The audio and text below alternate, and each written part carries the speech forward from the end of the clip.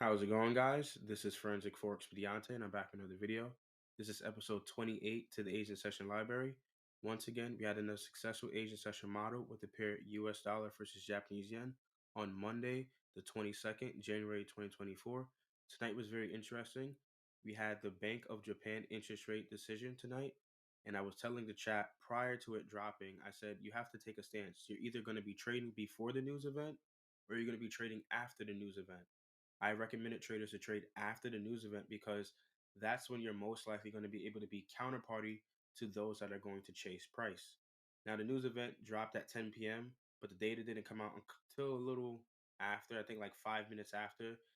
Then the news dropped and the data dropped, and then we could see price shoot up really fast. You'll see shortly price shoots up, and I'm just annotating as I'm going, but the model still stands true. We have the 15-minute swing highs and the 15-minute swing lows noted off from the New York lunch session. So we can see already the 15-minute swing high was broken. We have a lot of sell side liquidity to the downside. So I'm just waiting and anticipating for that model that I would like to see, that entry technique. So I'm still looking for shorts. I don't see that entry technique form at all. So I'm just waiting for it. Now, looking at price now, because it's shooting it really fast, this is where the retail traders are looking to buy, right? They're going to go full margin. They're going to over leverage and they're going to blow their accounts trying to trace the longs and chasing the data going up. Well, that's not what we want to do. Now, here you can see me marking off a small concept here. This is an ideology from Larry Williams. This is smash day candle. So the candle closes above several highs. He would tell you to go short at the low. So that was just me like throwing in a little bonus here. But that's not the entry technique that we would be looking for.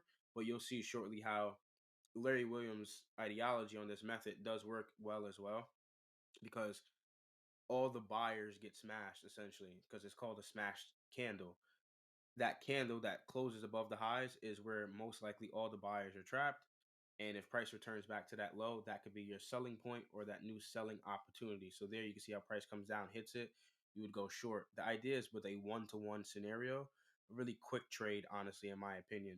So you'll see me probably draw up. I think I draw the parameters for it shortly. So you put the stop loss at the high, and then you look for a one-to-one for that same range. Very simple one-to-one. It didn't really get there, but it showed the results. But here, this is the model. There goes the entry. There it is. Right there. 15 pips for 15 pips right there. I had to double check because I wasn't sure. And you can see swing low broken with a fair value gap to the downside. Now, all this happens after the news event occurs. All this happens after the news event occurs. Everybody's probably still looking for longs. I'm not looking for longs. Why should I be looking for longs? I want to be in that ideal condition where everybody else is doing opposite to what I'm doing. If everybody else is going long, I want to go short. Now, I can be wrong. Do not be mistaken. I can be wrong, and this model can still fail on me. But I'm putting probabilities on my end. If you go back through all the episodes, this entry technique is the same. We just simply waited for the news event to drop first because I knew that that news event was most likely going to bring that injection of orders to which other side. And we can see it kept it to the buy side area. It kept it above Asian session open in a premium. So we're currently still overbought. And I would like to see price come down now at this point, leave premium, go back to fair value, which is the opening price, 8 p.m., and drop lower and try to target those swing lows that have sell side liquidity below it. So here I'm in the trade. So you have to have patience. Now, at times, you may feel discouraged because it looks like the trade is going to get stopped out. But if you risk properly, right? If you risk 0.5%, risk 1%, 2%, 3%, whatever your risk appetite is, you go in with that.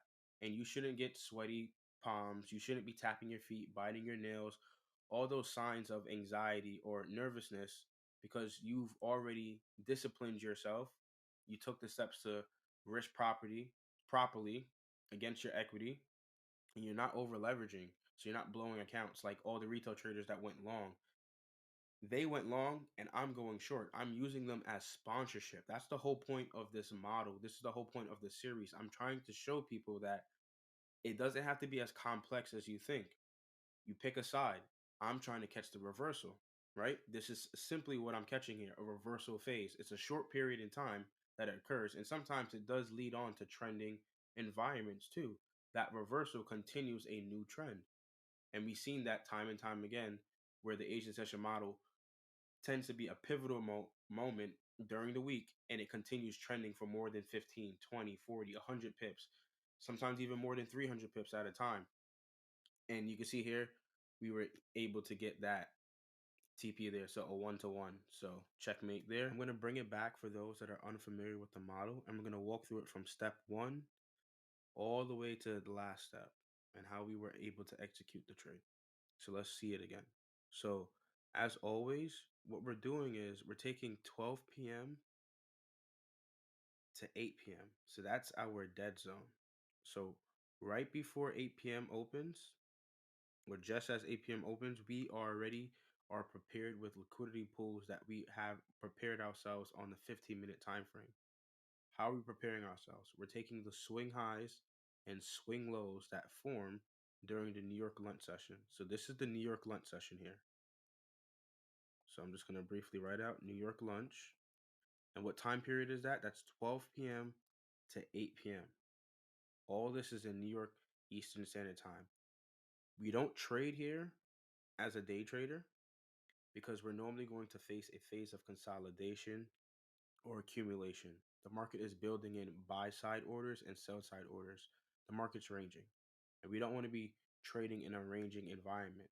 But we like when the market ranges prior to going into a live session.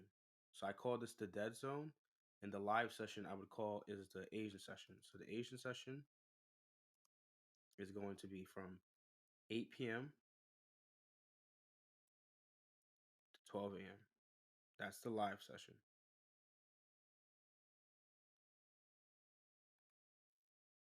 We want to be trading in this time period. No trading is permitted here if you're a day trader.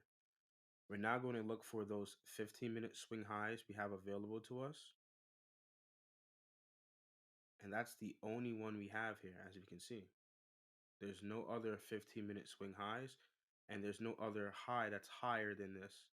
So we're going to be using this as our buy side liquidity. The reason this is a swing high is because there is a lower high on the left and a lower high on the right of that candle. Let's zoom in. That's a swing high. We're not taking any of these other highs here because odds are there is not the obvious areas of liquidity. It's right here. Vice versa that, we're going to be looking for sell side liquidity. So we could find this swing low here.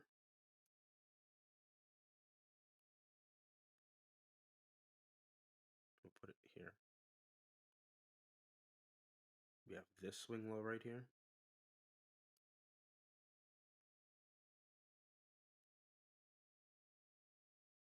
This one here. And then we have one just prior to 8 p.m.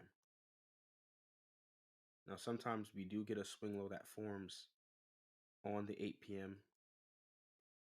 line itself, or the 8:15 candle, since we're on the 15-minute time frame. Now, we like to mark out the opening price of the session right here. Now, this ideology is really crucial because it allows us to know when we're overbought or oversold without any indicators. So when price moves above here, it's in a premium. When price gets down here, it's in a discount. It's a very simple idea that many of us do not think about. So we're just going to leave it as P as premium.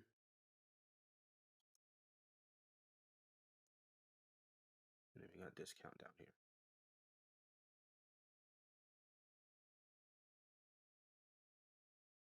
Cool.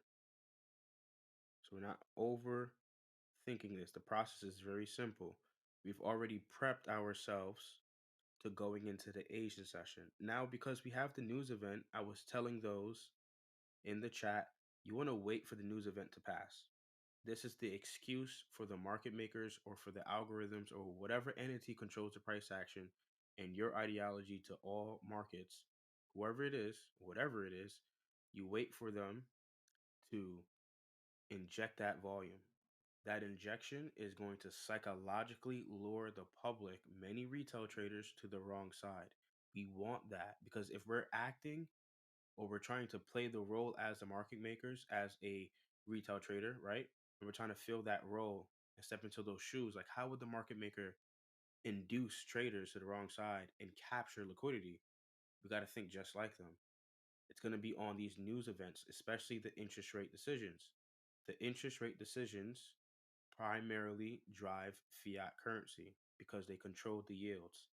The higher the rate, the higher the yield, the more investors. That's simply the answer to fiat currency. Now, going into this session, you can see price looks like it's going to either sell or buy, but we're not jumping in. We're waiting for a break. There we go. We break what? The 15-minute swing high. At this point, Deontay would scale down to the 1-minute time frame. We can see we're above in a premium. We're waiting for a fair value gap that breaks a swing low. Do we get that? No, we don't have anything yet like that after breaking this swing high. So we have to wait. We're just waiting for the entry technique now. So we have to play it forward. So we play it forward. Do we get anything like that at all? Yeah, nothing. You don't have anything like that yet. Price does not break any swing lows with a fair value gap. You want to be careful because many people may say, oh, I know I saw something there. So let's take a look at this one. See this? Let's annotate that line a little larger. Look at where the fair value gap is. That's not one. It needs to be, that swing low needs to be inside that range there. So that is not one at all. Even this one here. Is this one here? No, it's not one. There's many fair value gaps that form, but not all of them are the same. And this is a double bottom. If we move this, look at the lows, they're equally the same. So that's not a swing low because there needs to be a higher low on the left and a higher low on the right. This one is equal to it. So this can't be a swing low. And it doesn't even line up inside the fair value gap in itself. So we can't take that one either. So that's not one. And neither is that one. So we're still waiting. And you can see the news event is here. But I said patiently wait for the news event because most likely the entry will happen after the news event. So you can see right here, that's 10 right here. And notice how 10 p.m. opens, right? The data wasn't revealed yet. It was only a couple minutes after the data actually came through.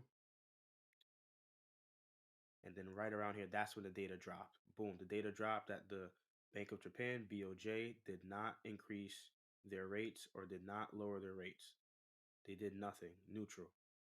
We're still above the Asian session open. As you can see, we're in a premium. We're not in a discount. We're in a premium. What do we have available to us still after this liquidity pool has been taken? And even then, some more liquidity pools inside Asian session. What do we have? Sell side is still available to us. Many sell side liquidities are available. Clean lows equal lows. What are we waiting for? We're waiting for a fair value gap that breaks a swing low still. We don't have anything like that yet. There are many fair value gaps that are forming, but we don't get anything like that. But as we play it forward, there we go. There goes our entry technique. The same one. We haven't changed the entry technique this entire series. I'm taking my time here because I really want people to comprehend that this is a very simplistic idea that I'm showing them here.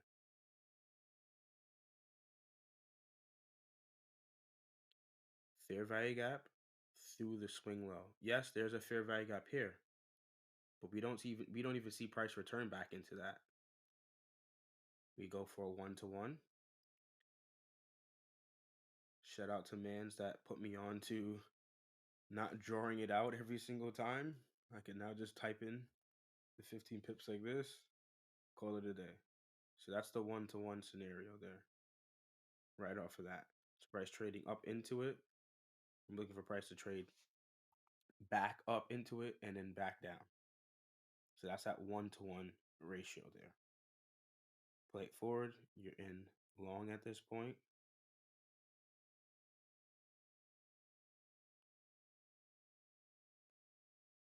can see we're in drawdown, right? We are in drawdown, and price does. Oh, it does. So price does come back to this fair value gap here. Does come back to this one, but we're specifically looking for this one.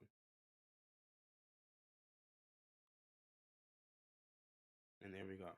We got our one-to-one scenario. So you could be risking 1%, 0.5%, 2%, 3% per trade for this idea. And I stopped the screen recording because I didn't want to continue recording because it would have been a long video. But we can see if we play it forward, price does what? Returns back to fair value, the opening price of the Asian session here. So it's still trending too.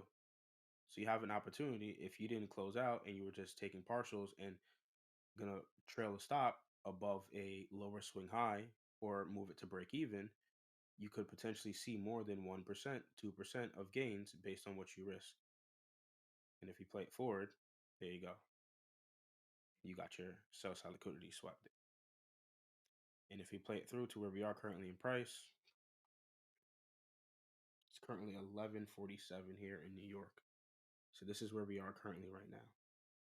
So I did all this in one shot tonight for you guys because I wanted to show you guys these examples.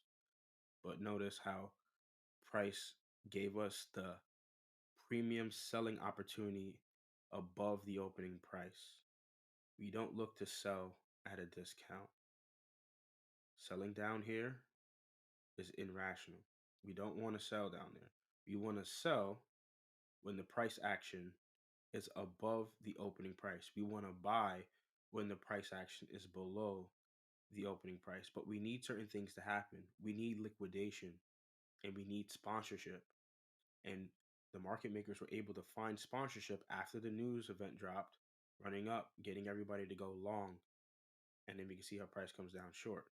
You can even see that Larry Williams smash day idea that I showed you would have held through and continue to give you that one-to-one and even more as well.